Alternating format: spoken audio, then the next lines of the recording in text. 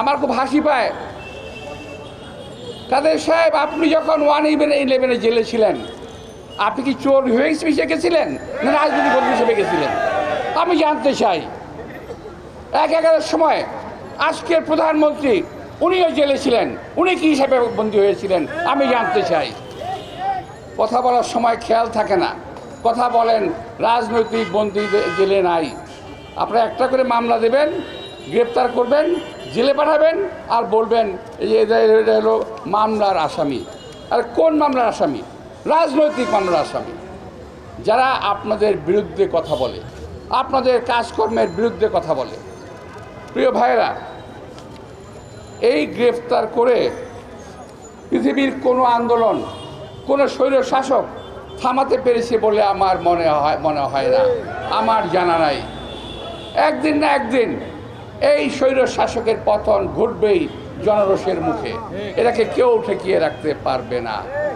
আপনারা বলছেন রাজনৈতিক নেতা কর্মী জেলে নাই, এরা কারা জেলে আছে ভাই? এই যে আজকে গরম, এই যে তাপদাহ, আমরা তো জেলে ছিলাম। কি গরমটা জেলের মধ্যে ভাই!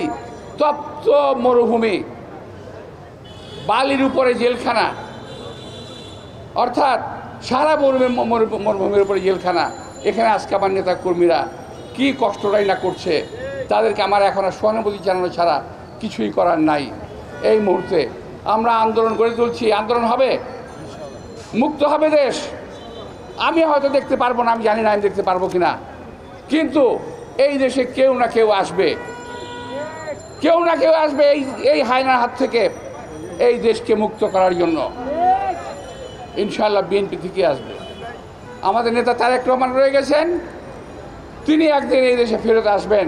জনরোষের মুখে এই সরকার যখন পতন হবে, তিনি এই দেশে একদিন ফেরত আসবেন, নেতৃত্ব দেবেন এই দেশকে ভালো করার জন্য, এদেশের উন্নয়ন ত্বরান্বিত করার জন্য নেতৃত্ব দেবেন। আজকে প্রধানমন্ত্রী বলেন খালেদা জিয়া দেশের সর্বনাশ করে গেছে, উনি নাকি ঠিকঠাক করতেছেন। ভাই কি ঠিক করতেছেন আমার জানা নাই। দেশে আজকে বাংলাদেশ ব্যাংকের দিকে নজর দেন, টাকা পয়সা নাই। কয়েকজন লোকের দিকে নজর দেন, পেট ফুলে ফেপে বড় হয়ে গেছে। হাজার হাজার লক্ষ কোটি কোটি টাকা বাংলাদেশের পাচার হয়ে গেছে। বাংলাদেশের মানুষ, যারা 3 বেলা খেতেন তারা 2 বেলা খায়, আর যারা 2 বেলা খেতেন তারা 1 বেলা খায়, আর যারা 1 বেলা খেতেন তারা আধা পেটা খায়। এই আজকে দেশের অবস্থা। উনি দেশের উন্নয়ন করেছেন, এই উন্নয়ন চুরির উন্নয়ন দেশের মানুষ কখনো মেনে নেবে না।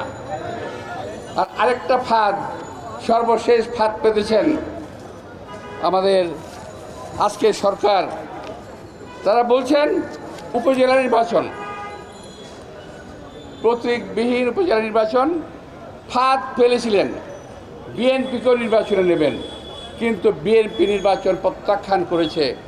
যেই নির্বাচনে জনগণ ভোট দিতে পারবে না, সেই নির্বাচনের প্রয়োজন বাংলাদেশে নাই।